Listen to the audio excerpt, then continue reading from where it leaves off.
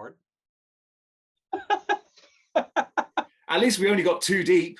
Yeah, that's true. Jeez, that's why I don't do these things very often. Mother of mercy. Sorry, it's all good. Hello there, gang, and welcome to another episode of Displaying Model Behaviour, the Earth's mightiest action figure video podcast. So take off your pants, crack a beer, and let's talk toys and all sorts of things, because this is another episode of Favourite Things, the show in which I bring on a friend of mine and we sit down and we chat about what 5 things are currently bringing the most joy to their world, be it movies, games, TV shows, all points in between. And it's a great pleasure to have on this episode good, close, personal, long-time friend of mine, Dave Wonder.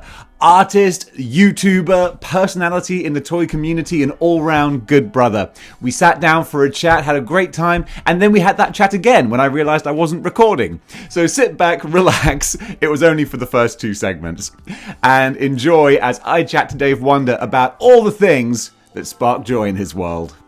So, folks, joining me on the show today for this episode of Favourite Things, we have a man who you might know from his work as a graphic artist, from his work as a YouTuber, a streamer, a personality in the toy industry. Ladies and gentlemen, please welcome to the show for the second time, Dave Wonder. Wheeler. Dave, welcome to this version of the show in which I press record at the start. I'm so excited. It's so different from the first time around. How's it going, Dave? I'm stoked to be here. Let's do better this. than ever. You know what? Because we're doing it again, I'm going to make myself an extra 10% entertaining. You guys can't measure it at home, but trust me on that. So we are going to talk about... So, yeah, exactly. You know, you can tell already. Yeah, oh yeah. We are going to talk about your 5 favorite things, and some of them we're going to cover again because we like them so much. So what we're going to do, your very first one, dude, it's one that's very close to my heart indeed. Tell me about your first favorite thing. My first favorite thing is IWTV, Independent Wrestling Television. You can hit up independentwrestling.tv, I believe is what it is. I just blanked on it. But dude, this is the second time we've done this. You should know it by now. I take a few times to get my lines right, okay? I'm not a professional like you.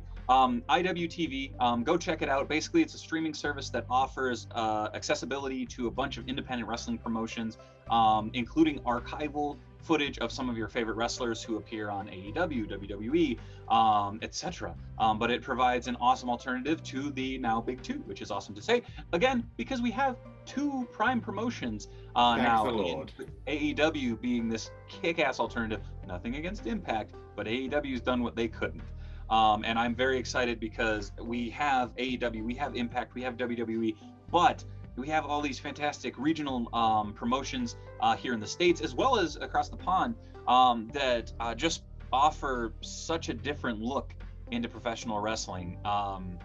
I believe the first time around I mentioned one of my favorite matches that I've seen was for the IWTV Championship, which is a promotional title that they defend on some of their exclusive events and whatnot. But it was Orange Cassidy against Chris Statlander, 2 of the best friends implode. But a fantastic match. Definitely go check it out. Do you know when that match would have been from? Was that recent? Was that like a couple of years ago? Or are we like pre-best friends? Or was this was pre, because this would have been 2018, 2017. I love seeing guys before they hit it big, you know? Yeah. So someone showed me some footage of the what is it the Super Smash Brothers, and they're like, do you know who that is? I was like, oh yeah, is that the Dark Order? Yeah, I couldn't believe that. That was crazy, because I'm not tuned in with the indie stuff, so to have something like this as a gateway, that's perfect. So, I was lucky enough to work with an organization called Chikara, based out of Philly, and they kind of met a tragic end, unfortunately. But the less said, the better. Yeah, it gave us a lot of kick-ass superstars: Orange Cassidy, Eddie Kingston, the Super Smash Brothers, guys like Eric Cannon, Chris Hero, and Claudio, or Cesaro in WWE. That's where they got their start. You see these fantastic wrestlers that you love today that you see selling out stadiums, wrestling in a bingo hall or a church basement in front of absolutely. I remember seeing Cesaro as Claudio over in the UK, and there were some people you just see and you know, like, you're not going to be on the independents for long. You are a superstar. Just like, look at you. And especially on the indies, where he was wrestling guys who weighed like $130 soaking wet, and he was throwing them up into the rafters. It was incredible. It was beautiful. I mean, companies like Pro Wrestling Guerrilla and just, you know, you can name 1,000,001 promotions and 1,000,001 stars that you can find on there. And you can find the stars of tomorrow. You can find a lot of those stars that are enhancement talent right now for AEW or WWE. And they're main eventing some of these promotions. Two that are near and dear to my heart, local favorites, Minneapolis boys, are those known now as Top Flight. When I met them, they were Angel Dorado and Airwolf. Right. This is Dante Martin and his brother. Yep, Dante and Darius Martin. That's it, Darius. Yeah. Because Darius is out with an injury still. Is that? He's coming back. Yeah. I hope so, because I dug those guys as a team. I mean, Dante's awesome and he can go in singles, but I'm a sucker for a good tag team. I love tag team wrestling. I've never been happier for a pair of dudes. Legit. There were shows that they'd have to get out after their match because they weren't old enough to be in the venue. And it's like I've known them that long. But the cool thing is you got look up First Wrestling, F1 RST Wrestling. It's based out of First Avenue, the legendary music venue. If you've ever seen Purple Rain, that's the club. That's First Avenue. Oh wow! Here in Minneapolis. Check them out. Obviously Chikara, ACW. Like, there's a bunch of cool promotions on there. Again, go check it out. Support independent wrestling, because without independent wrestling, you wouldn't have the other companies. That's where the stars come from. Exactly. It's so cool because I see a lot of times, especially when Cody was doing his open challenge for his TV title or TNT title, and they would say, "Oh, Warhorse is coming to AEW," and people would say, like, that's a big deal. I was like, I don't know who this guy is, but this is where you can find all these people. That's really cool. Danhausen, another very, very great example of someone who is such a name and such a notable persona, and very nice and very evil person. But the cool thing is you can see him before his non-CGI'd paint and whatnot and everything. Is it just the paint? I thought Danhausen was CGI. You're telling me that's an actual Danhausen? Get out of here. No. No one could be that nice and that evil. No, surprise. But like, the cool thing is, go check out, they wrestled in Roseville Mall, and it was Orange Cassidy against Danhausen in the main event in the middle of a mall, and it was awesome. Hey, if it's good enough for Hogan and Big Bubba and Sting and Ric Flair, then it's good enough for Danhausen and was it Orange Cassidy? It was Orange Cassidy.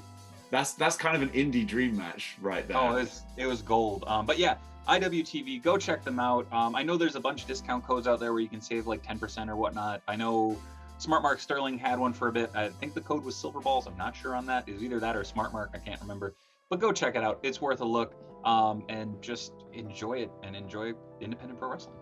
Fantastic. I couldn't say that any better. My goodness, support the indies, because that's where the stars of AEW come from, and apparently WWE too. That's some small promotion. I've not really heard of it. Yeah. But guys, that was an excellent first entry there. And I have a sneaking suspicion. What have you got for number 2 of your favorite things? Number 2 are these sneaky, devious little buggers. They are the Plunderlings from Lone Coconut. These were my number 1 toy of 2021. They snuck up and stole my heart.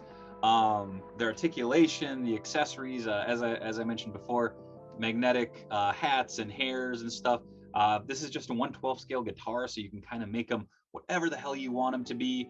Available on Big Bad Toy Store, available on Entertainment Earth.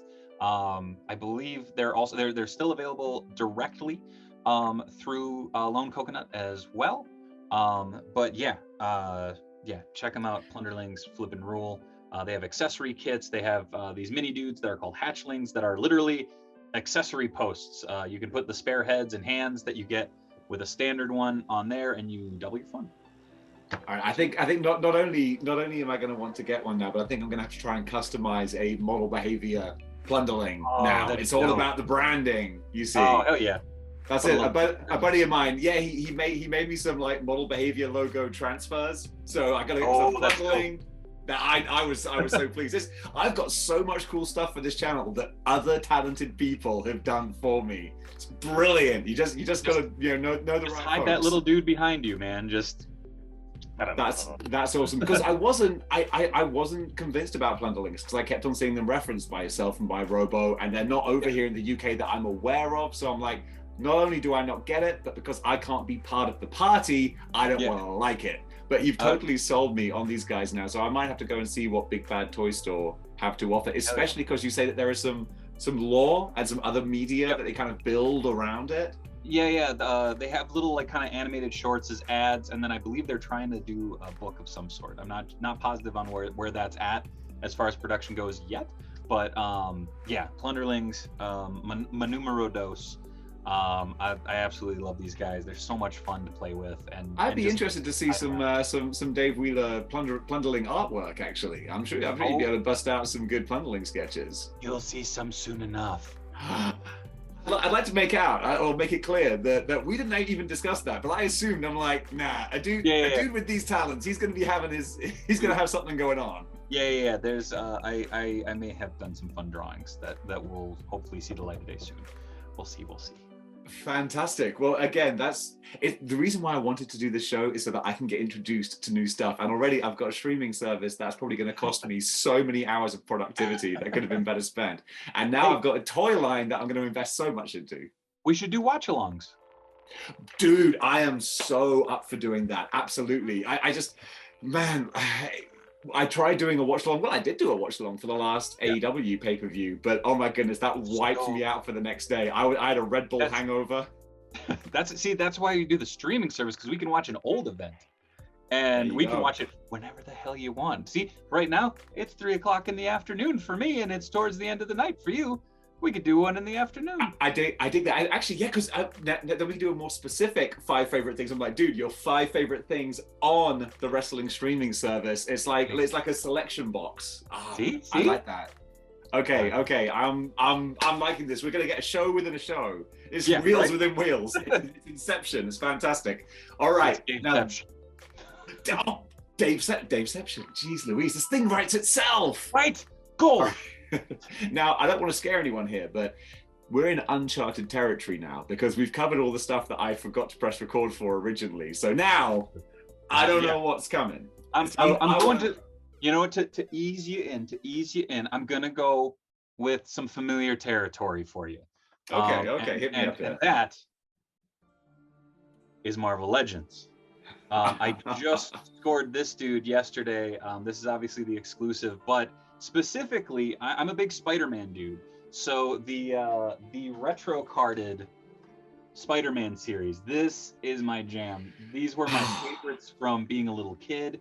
I am absolutely blown away by all of the iterations that have come out from this.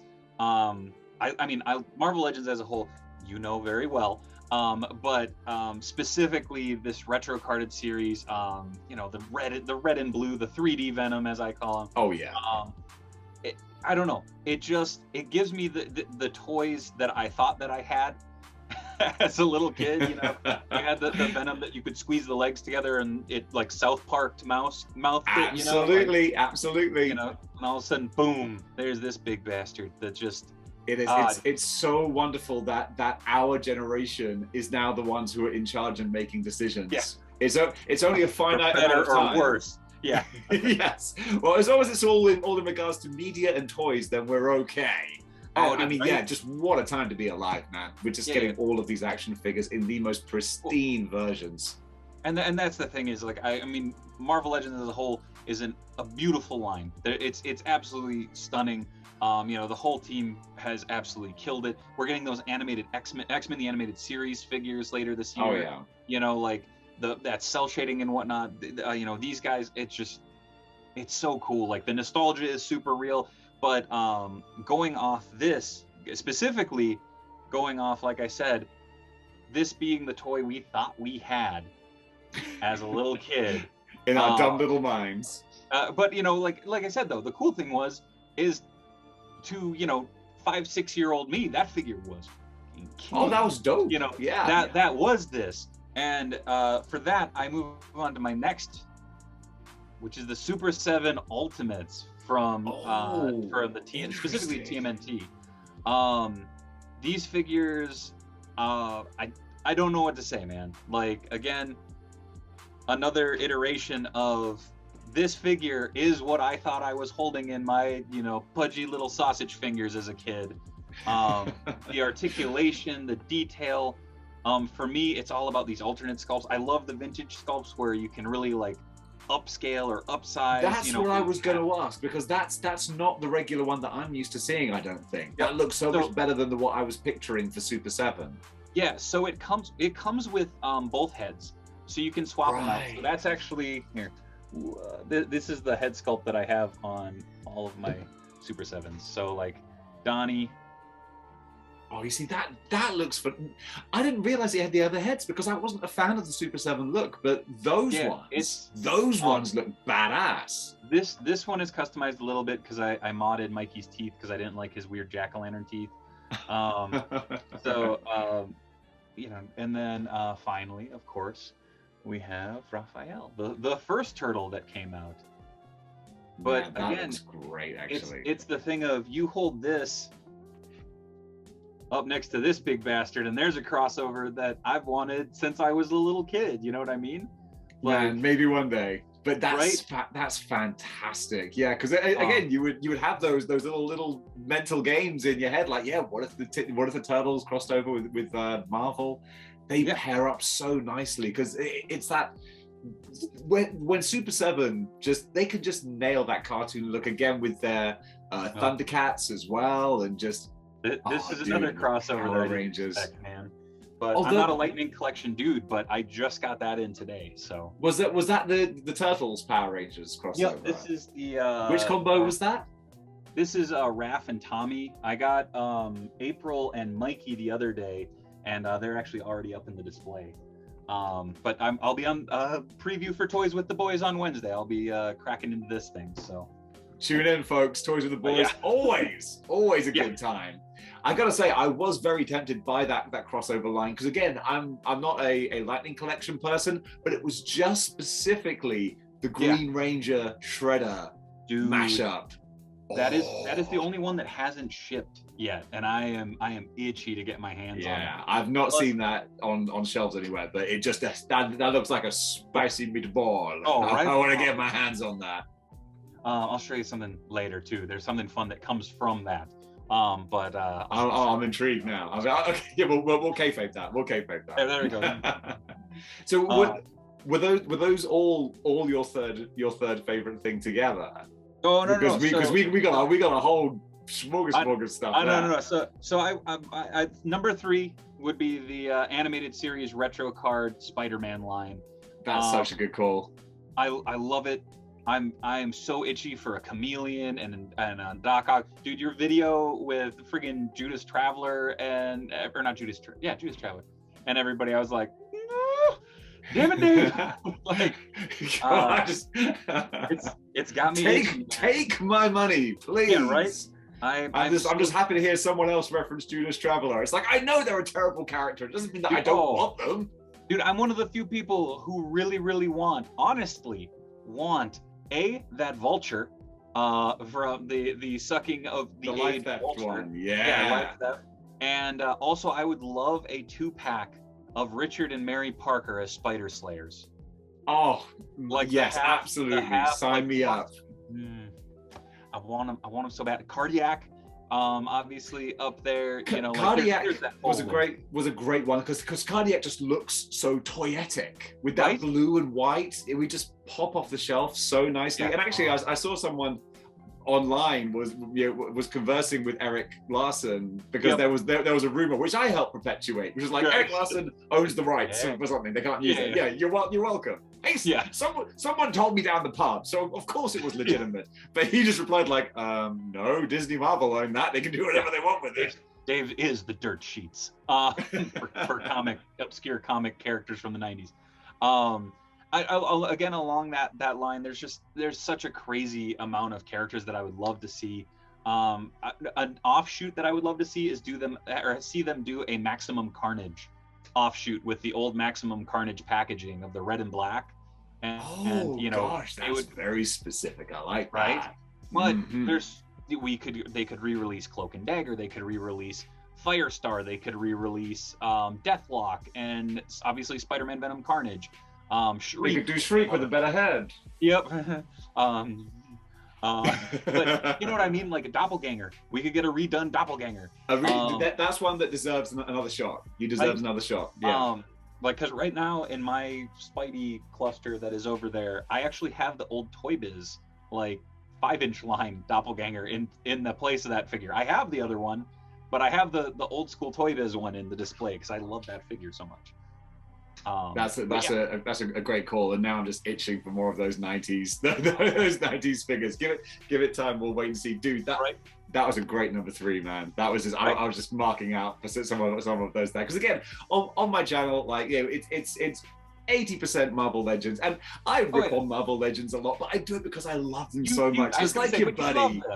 No, absolutely. It's like, if I didn't love them, I wouldn't cover them. I adore Marvel Legends, and it's like making fun of your friend down the pub because he bought a bad coat or something. It's like, mate, state of your coat. Yeah. But still, but by the way, when are you releasing more? Because I'd like to buy them now, please now. Thank you. Well, like I said, number 4 goes to the 4 with the Ultimates from Super 7. This line just. Okay, I'll put it this way. It made me give a shit about that. The Qatar, I believe it's called, that goes in the back pouch of Raphael. I remember that from the 80s toys. Yeah. Dude, I would put slices of pizza in there. I would put everything. I didn't care about this, but like the satisfaction that I can put that in. And it stick. The tolerance on it is so good.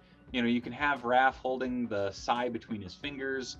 The overall paint job, there's a little loosey-goosey on the hips with some of them, which is a bummer, especially at the price point. But I'm absolutely in love with this line. I'm not all in, but I'm picking up the ones that, like, obviously 4 Turtles, April, Bebop Rocksteady, and Mutagen Man are what I have. Mutagen Man is one of my absolute favorites, just as a design. I just love how wacky bonkers that is. A brain floating in formaldehyde. It's just so great.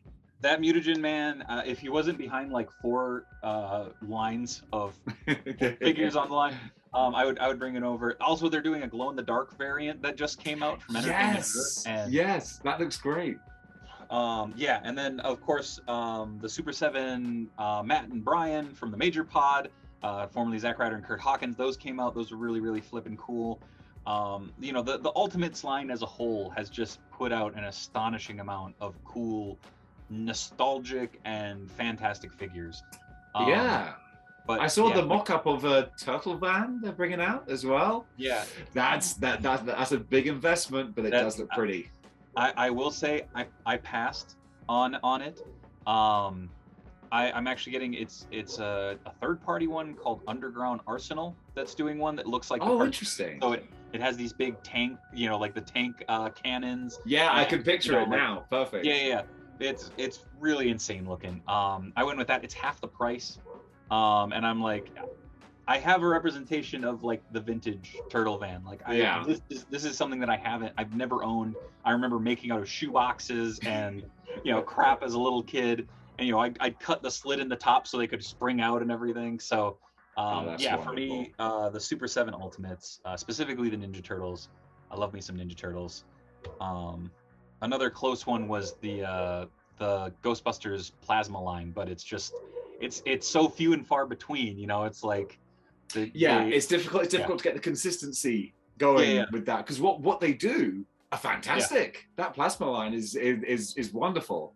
Yeah, and it's a glorious line, but these have the nostalgia. I'm sorry, my dog's losing her shit upstairs right now. But hey, that's all right. Dog's gonna dog. That's not a problem in the slightest. That's how they do. Thank you. Yes, they're woofers. Yeah.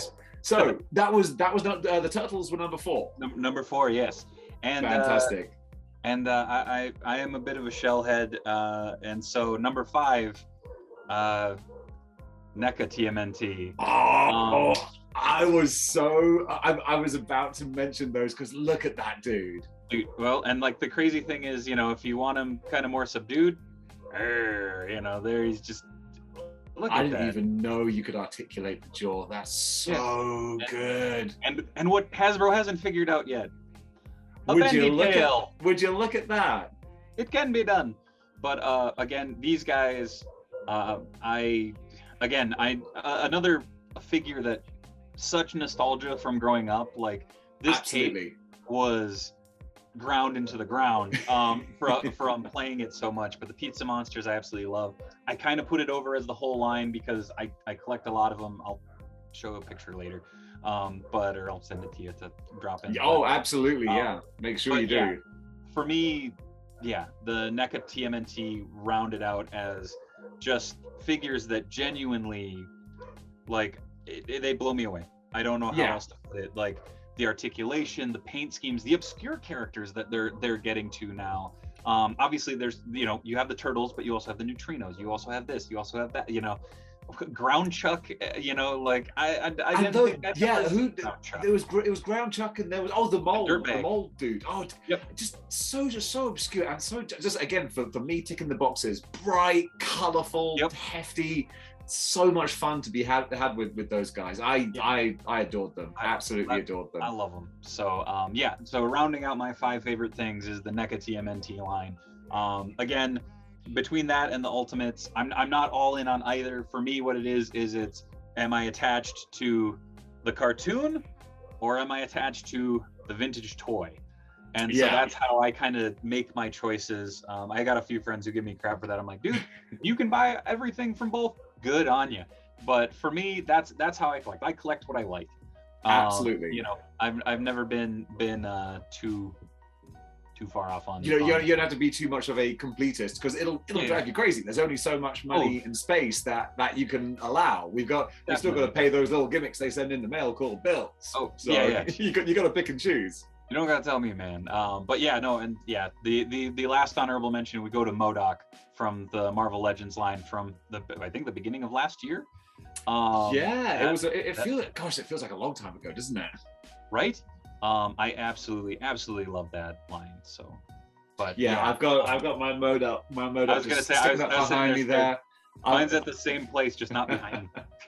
Yeah, he'll always have pride of place. I just rearranged the back shelf. I'm in the middle of redoing it still, but there were too many amazing figures that weren't getting their time in the spotlight. MODOK was a big one. I even saw the Elvis MODOK in the store today, and I was like, he does. I wouldn't justify him, but he's a fun little novelty, crazy thing that they've put together. Mine's sitting right over there, on the side of my desk. I need to put him someplace up in the chaos that are these 2 shelves, but someday. That's fantastic. I'm so glad that you brought in the action figure heavy component at the end there, because I love talking toys, love talking shop, and you brought some fire with those as well. Because also, especially, I'm a massive appreciator of the TMNT stuff, but I don't always go that deep into it, especially with the Super 7. So seeing some of those represented, man. Have you seen the pictures of the 5K Samurai? Yeah. I have the what's he called? Fall, Leo. On pre-order, and then the same sculptor just posted today on Twitter. He did a Leatherhead, and in that kind of similar style. And buddy, it is a stunner. I'm gonna have to see if I can jump in on these pre-orders if there's still some time, because I think I will get some serious FOMO otherwise, because they look beautiful. I know Leo's the only one that's gone up for pre-order so far, and I think they're gonna do it once a quarter. So because they're going to be the 4 seasons. So that's wonderful. I'm going to jump on that. Dave, thank you so much, man. That was an absolute joy. That's 5 things that are rocking your world, and some good recommendations too. Yeah. And thank you, Dave, for having me. Always a pleasure, man. Absolutely. I love, again, like I always say, one of the best things about doing this whole YouTube thing is the community that we've got springing up around here. It's always a pleasure to talk shop with you, man. The banter is strong with this one, and anytime, we fly by the seat of our pants, and we have a good time doing it. That's the best way to do it. All right, and even though I've done this a couple of times now, not that you could tell with little blunders like forgetting to record and whatnot, I still don't know how to like finish these particularly well. So I'm going to do a sign off for the folks watching now, but I'm going to sign off from you. You're going to stick with me, and I'm going to say goodbye to you. But in the meantime, folks, thanks very much for watching. Say goodbye to Dave. Dave. Goodbye, Dave. We'll see you again soon, my friend. Thanks very much. See ya. And folks, that does it for Favorite Things with Dave Wonder. What a wonderful guy. Oh, I guess that's where the name comes from. I want to say a big thank you for being on the show, and thank you so much for not flipping your lid when you realized that after talking for half an hour, I wasn't actually recording. That just goes to show what a nice guy he is. He was like, dude, it happens to the best of us. It does happen to the best of us. Also happens to me. So guys, thanks very much for watching, and until next time, keep displaying model behavior. Choose.